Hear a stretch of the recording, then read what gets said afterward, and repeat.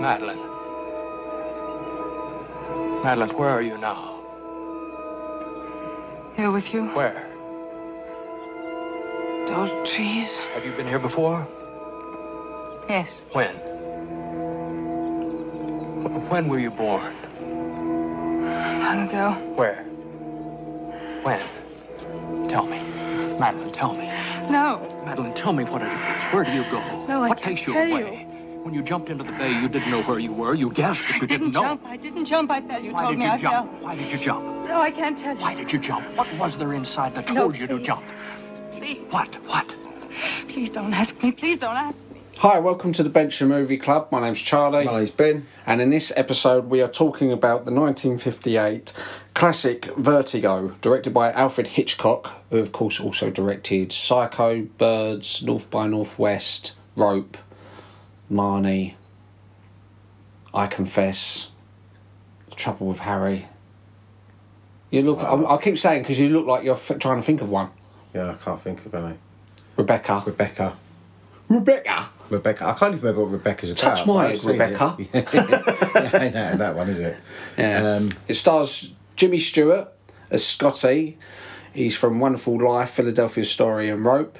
Kim Novak plays Judy, who's in Picnic, Kiss Me Stupid, Falcon Crest.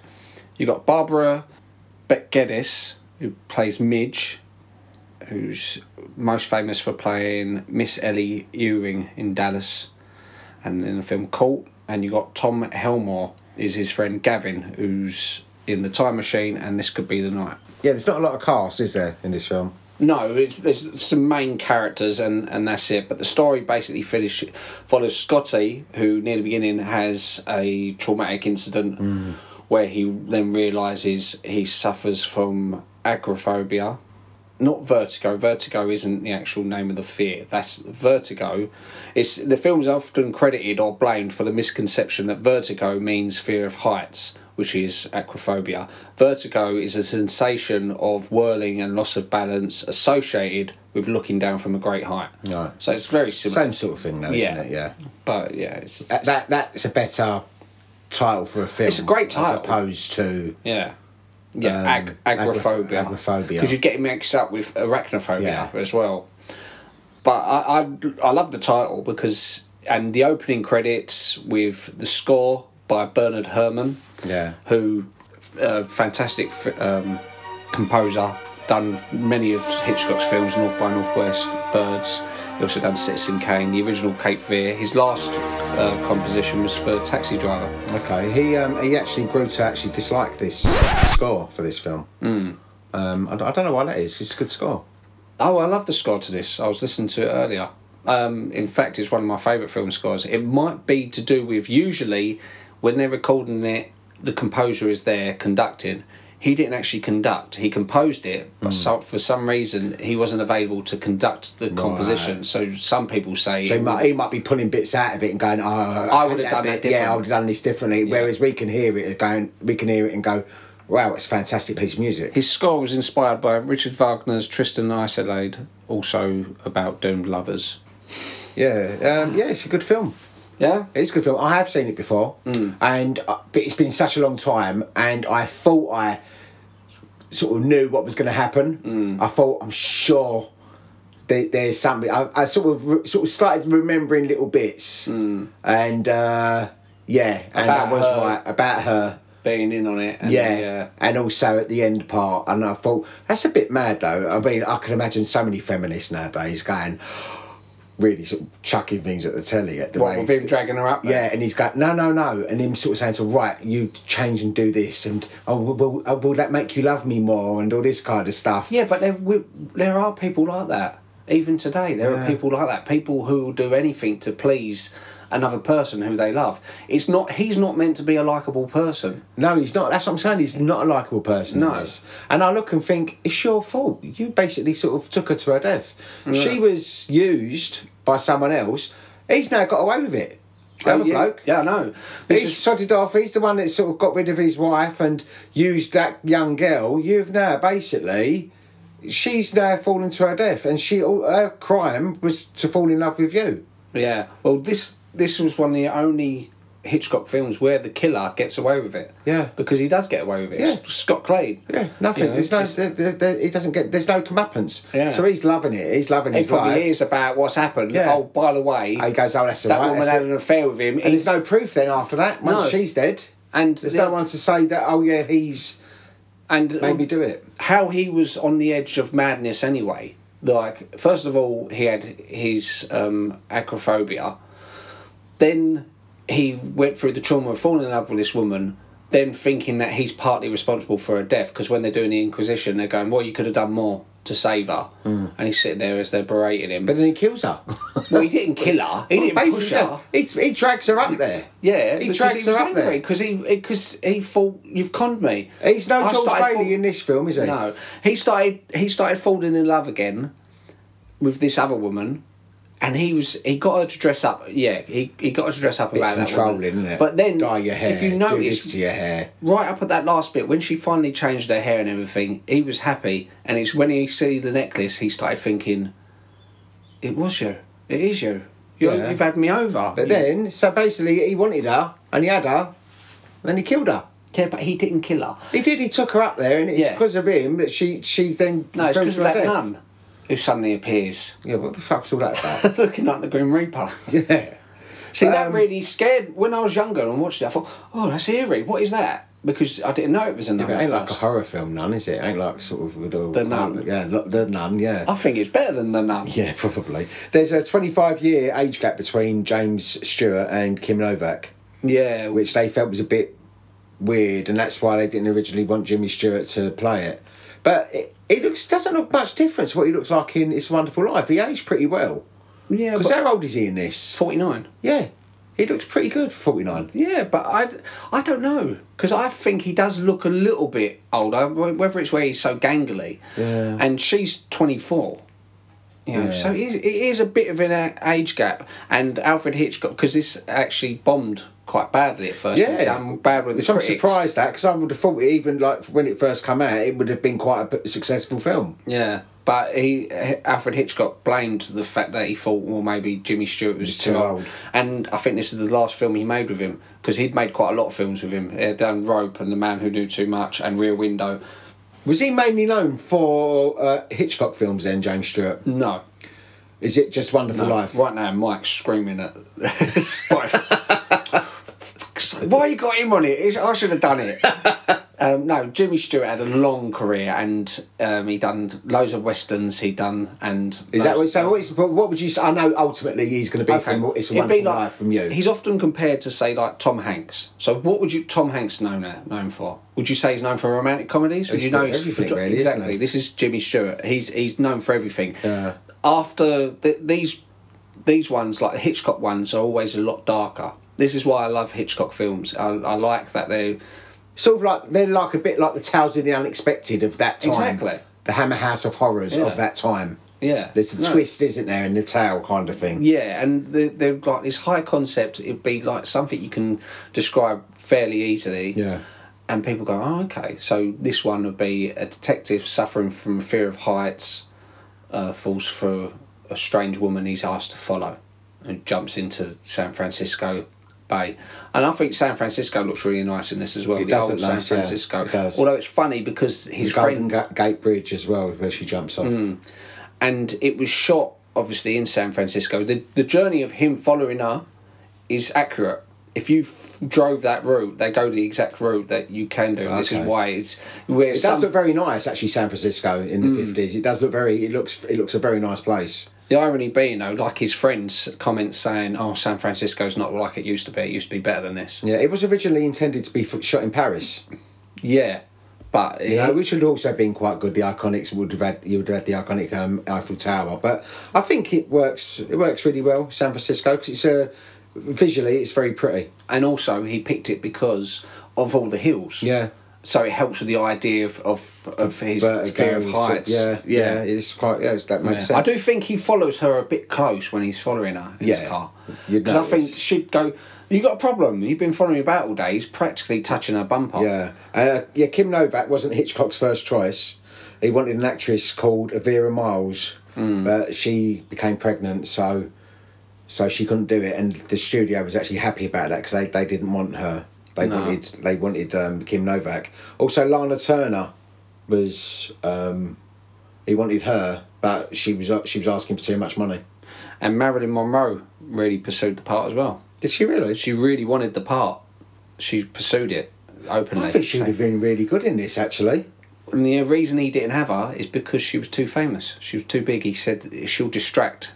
Because also, you've got to think about this. I think she would have been good in it. She would have been really good in it, actually, thinking about it. But you also think, you know, what I like about this film is when I see her, when she comes back and he sees her and she's all different, I didn't think it was I didn't recognise her. No. I was thinking, what's he looking at that woman for? She don't look anything I like did not her. recognise her at all. Yeah, so it would have been interesting to see what they would have done with Marilyn Monroe, because she would have looked first all blonde and like her. Yeah, because there's not been and any they'd have made her- none of Marilyn Monroe's films, as far as I can remember, is she's got brunette hair in.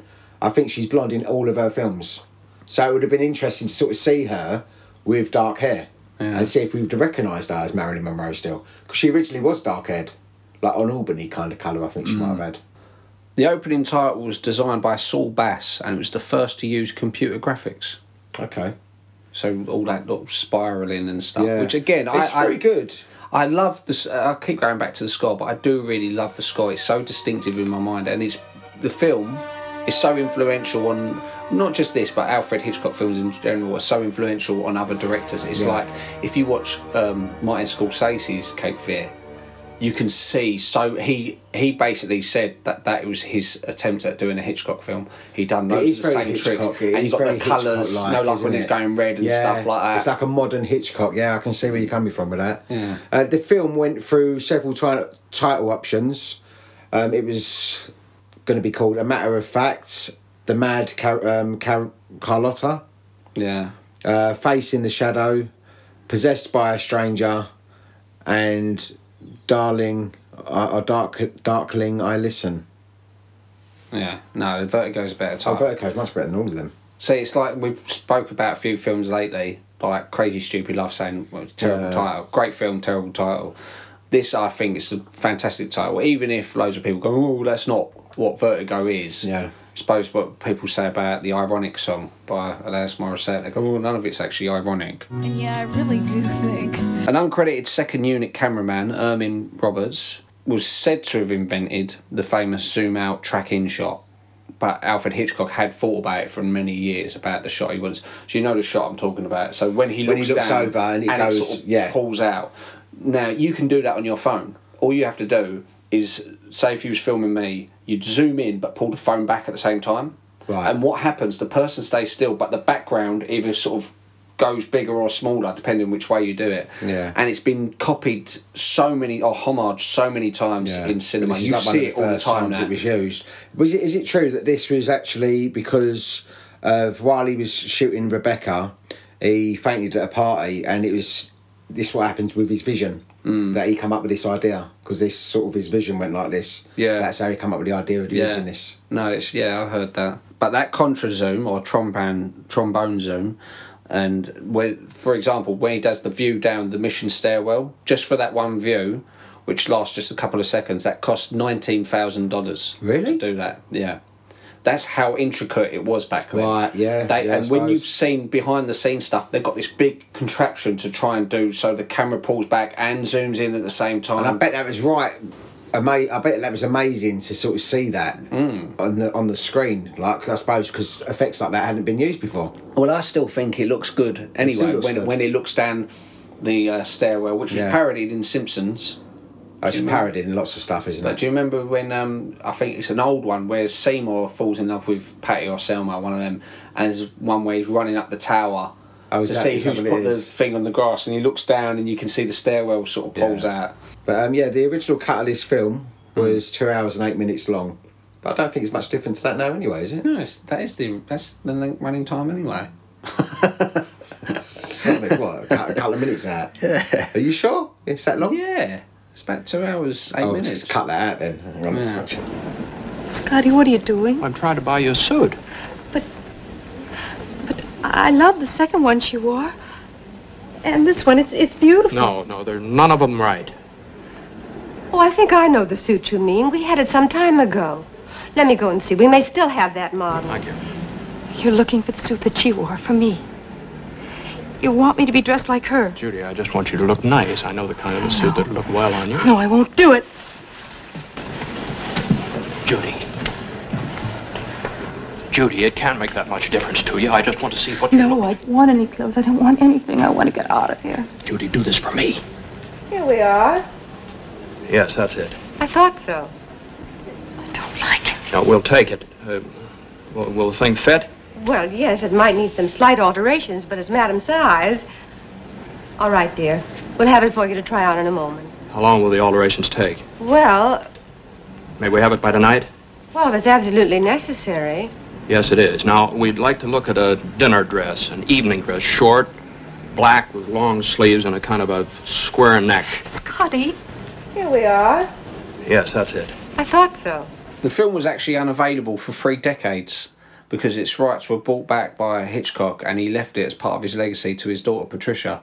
The other films that he held back was The Man Who Knew Too Much, Rear Window, Rope, and The Trouble with Harry. But to us, or me particularly, I was never aware of this big period of time where the film weren't available, because when it was released, when he was re-released back in the early 80s, I was only a baby anyway, so I had no idea about this long period of time people couldn't watch it. Yeah, it's the same as certain horror films was banned when I was younger, which was Texas Chainsaw Massacre, The Exorcist, and Evil Dead. They was all banned. They all came out, I think, when I was in my teens. They was Video nasty, as they called them. Yeah, you couldn't get hold of them, and they was banned for a few years, but then they re-released them. But this was like a self-imposed ban, as it were. Like Hitchcock decided, no, I'm going to keep these films out of the public eye and give them to my daughter. The tree that they go to, which was an actual cut-down tree. Remember, they've got the tree, so it's got the rings. Yes. So it tells you through time. If you look on some of the rings, even like the ones close to the edge, it says like 1066, the Battle of Hastings. It shows how old those trees are. Yeah. And she goes, when she's imagining that she's Carlotta, or she's pretending she's Carlotta, I was born here and I died here. It was no time to you, to the tree. That tree's actually been destroyed now.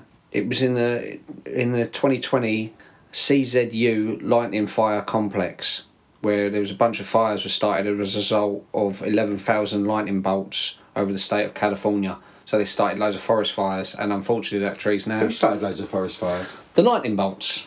Oh, okay. Oh, Yeah. right. Oh, so it wasn't deliberately done No. by someone, No. some little asbo. Because they had recently in the news about someone cutting down that tree in Robin Hood. Yeah, Which was a really... big famous, like 300-year-old tree or something, wasn't it? More, I think it's more than that. But yeah, it was... They Some was little used chav when he chopped it down. And for what reason was it? Just for the sake of it? firewood. Madeline, the character Madeline, she lives at 1000 Mason Street, North Beach, San Francisco, which is this exact same building used in The Woman in Red, 1984, on Kelly LeBrock's apartment when Gene Wilder gets caught outside the window at the very end. Okay, That's the the same exact. building. That's the exact same building. Yeah. I like little throwbacks like that. Now Kim Novak. This is like a bit of a sordid bit of Hollywood trivia. Kim Novak said that she went to a party hosted by Tony Curtis the year this movie was released. He served her a drink, and the next thing she knew, she woke up naked and dazed in her car in front of his home the next morning. She suspected Tony Curtis had drugged her, but didn't repeat it in case she was blacklisted. Oh my God. She only revealed it much later in life in an interview. So it was Tony Curtis that... Well, that's what she suggests. reckons. She went to his party, he gave her a drink. And then she was found naked outside in his car. In her car. In her car. She was in her car naked. That's not good, is it? No. See, the thing is, a lot of stuff like that happened back then. Even to this day, things like that happen. Jack Lemmon wouldn't have done it. No, Jack Lemmon was lovely. He had like a friendly, like, sort of granddaddy sort of face. Did you know Go on. Audrey Hepburn expressed an interest in it as well? Okay. To play the Judy / Madeline role. And so quite a few people wanted to do this role. Then. Yeah. Well, by this point, Hitchcock was well established as like a hot director. Despite like the Tarantino of his time, I suppose, really. Yeah, but it's quite infamous that the fact that he never won an Academy Award. Yeah. I think they gave him like an honorary one. Yeah. Soon before he close to his death. Right. But you think that's like a bit of an insult. Academy Awards often get it wrong anyway. They're notorious for getting it wrong, and it's so many of his films, great films, which I think you could have given him for that. Like some of the work that his legacy will last forever. Yeah. Do you know what I mean? Well, this is the thing. Those made so many good films. When you look at films prior to what Hitchcock done, if you watch some of those old films, then you watch the Hitchcock films, you notice all these tricks and all these things he used to do with the silhouettes, with the tracking shot I mentioned in this. Yeah. Loads of the close-ups, loads of the imagery that he done has been replicated, and like Brian De Palma's a huge fan of it. Brian De Palma, almost all of his films, he sort of models himself on Hitchcock. Yeah. It's amazing, really. If you look at all these films that follow, where did they all start off? Who was their inspiration? Mr. Ferguson, being an ex-detective, would have seemed the proper choice for the role of watchdog and protector. As you have learned, it was an unfortunate choice. However, I think you'll agree that no blame can be attached to the husband. His delay in putting his wife under medical care was due only to the need for information as to her behavior, which he expected to get from Mr. Ferguson. He had taken every precaution to protect his wife. He could not have anticipated that Mr. Ferguson's weakness, his fear of heights, would make him powerless when he was most needed. Alfred Hitchcock, of course, born in Leytonstone. Right. Have you been to Leytonstone Station? Yeah, it's one of the stations that I walk through. But it's got all the murals, hasn't it? That's what I'm saying. Yeah, all the way up there. That's what I was about to mention. It's got all the different Hitchcocks. Yeah. Oh, that's why, because he was from Leytonstone. Yeah. Oh, I didn't know And you've that. got the Hitchcock Hotel right outside. Oh, okay. But it's, to be honest with you, I think they've missed the trick. The hotel is. Yeah, it's a hotel. If you come out of the station, you know where the hospital is? You've got a hospital not too far from there. I don't really Where Nam too was. far from... No, the hospital Nam was in. Oh, okay, yeah, but I can't think where it is from Leytonstone. Whips Cross, I think it is. So you come out of Leytonstone and you basically go west, not down the A12, but you go up there and there's the Hitchcock Hotel. But I feel they've missed a trick with that, because if I had the Hitchcock Hotel, I would design each room based on a different one of his films. Yeah. I'd have a film like... It's based on Vertigo. Yeah. One that's like Rear Window, and you can have all the windows like a mural of all the windows. A Psycho one, where it'd be like a room in the Bates Motel. There's so much. That'd be quite a good hotel to do. Yeah, that would be a really good to do a Hitchcock hotel. You ain't got to go over the top. No. You literally just take the time to design each room based on just a touch of whatever made that film. Yeah, yeah, and have like a little silhouette of someone behind a curtain or something, like in Dial M for Murder. Have like a little hole in the wall, in Psycho, so people can look through it in the shower. And the manager can look through. And can always like the film. But yeah, he's as I said, he's probably my favourite director. It's definitely up there. Really? Okay. I really enjoy his storytelling. I enjoy the fact that he was so different from everything else that he was doing. Yeah. He wasn't deliberately trying to go mainstream with things. Yeah. He had this sort of warped mind. A bit like I feel like I have sometimes. Like I like to think of these stories with little twists. Yeah. And you think, that'd be good. Just to sort of throw people off, like to do something like that. And that's what he tries to do with so many of his films. Yeah. And he doesn't always feel like he needs to explain to people what's happening. No. Or give them you don't know what at the end of this, when she falls to her death, he's just standing there on the clock tower and it says the end. Now, does he jump off?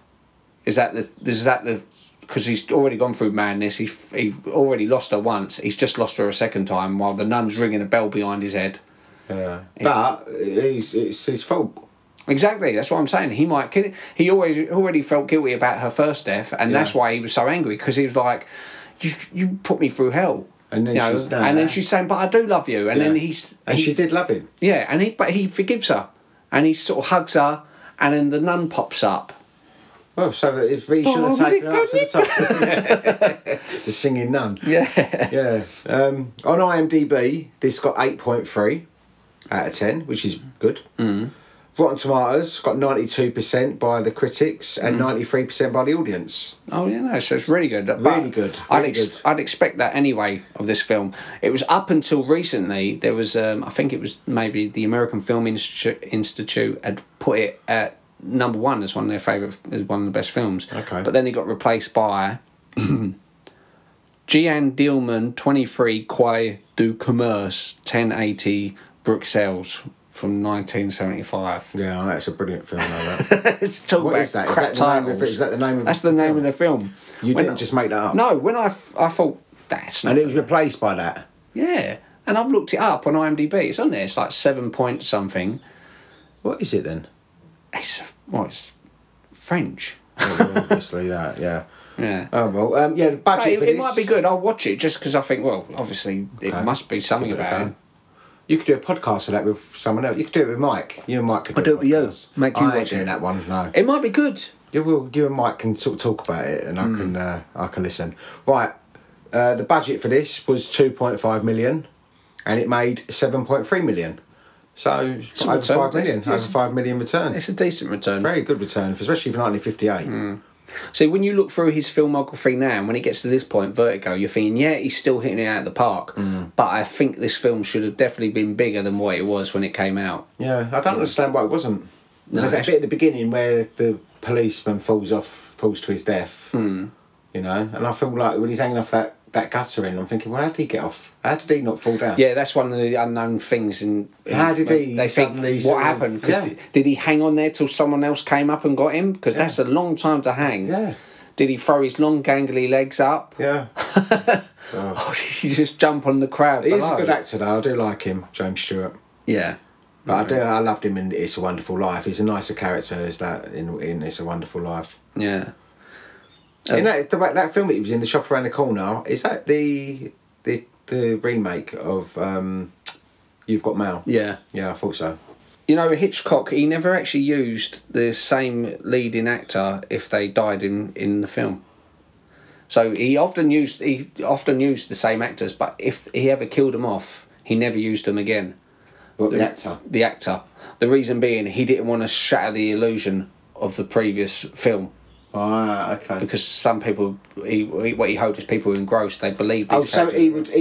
he would keep character Yeah, so he never worked as long with as he never killed them off. No, exactly. So like Tippi Hedren, he used quite a lot of time. Kim Novak, because she died in this, never used her again. Okay. Yeah. Yeah, no, it's a good film. I enjoyed Yeah. it. Well, yeah, I love it, and it made me start thinking I want to watch some more Hitchcock things. Yeah. So As I say, he's not such a nice character in this. Okay, he's a bit sort of schizo, but he's pushed to that level to a certain extent. But yeah, I do think he's a bit of a bully. See, this is the other thing. I think most people would have seen Wonderful Life before they see Vertigo. Yeah. And obviously in Wonderful Life, he's like the nicest bloke you can meet. So then when you watch this, you think... I think that's probably what threw me a bit. Yeah. Because I just recently watched It's a Wonderful Life for the first time. Yeah. And he was such a lovely character in that, and then he was such a nice person, whereas this, he was just like so on her case all the time. Do this, do that. And he was like bit thuggish, bit bullying. Yeah, he was a bit... But this is the thing, he's had his mental breakdown. So you got the nightmare sequence where he's having this nightmare and he wakes up. So he is right going through the mill. This was the first time I see Jimmy Stewart as well. I watched Vertigo. Oh, is it so the I first went one the you other were one. saying? Yeah, so Oh, then when okay. I watched It's a Wonderful Life, Yeah. I was thinking, oh, don't trust him. Yeah. I was watching half the film, I was thinking, okay, well, maybe he's all right. Yeah. He's not going to like take someone up to a bell tower and throw him off. No, it's a good film. I enjoyed it. Oh, good. I'm glad. Yeah, very good. Okay, so, yeah, that was Vertigo from 1958. As I said, arguably for me, Hitchcock's best. Definitely up there. I'm going to do a top 10 list anyway, I think, of Alfred Hitchcock films. Yeah, you'd know them more than like what I would. Yeah, and I do like a Hitchcock though. I do like a Hitchcock film. But what is your choice for next week then, Ben? Oh yeah, my choice for next week is going to be The Never-Ending Story. Oh, okay. And I think we've got George, our brother. Oh, good. For So that as George well. is, yeah. So it'll be all three of us brothers doing it. We have to get a sister on it one time, Yeah. if we can drag her onto it. Yeah, I'll just put a wig on George. Yeah. Right. Okay, so next week is Never Ending Story. So thanks for listening, and we will catch up with you soon. See you later. Bye-bye. Vertigo, a feeling of dizziness, a swimming in the head. Figuratively, a state in which all things seem to be engulfed in a whirlpool of terror, as created by Alfred Hitchcock in the story that gives new meaning to the word suspense. A beautiful girl haunted by the desperate, unexplainable urge to destroy herself. What was the strange attraction that brought these two together in spite of the dark forces that tore them apart? The specter from the past that drew her to the ancient headstone in the mission graveyard. The compulsion that drove her relentlessly to the point of no return. a man possessed by the paralyzing vertigo that made him afraid of high places.